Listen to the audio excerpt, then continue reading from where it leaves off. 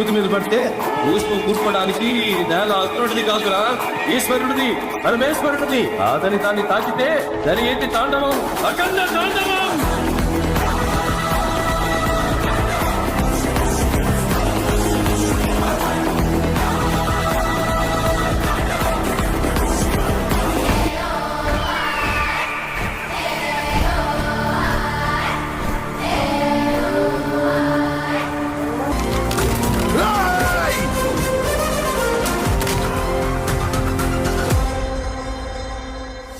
Sound కంట్రోల్లో పెట్టుకో.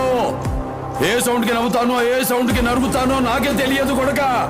ఓహో కూడా అందదు.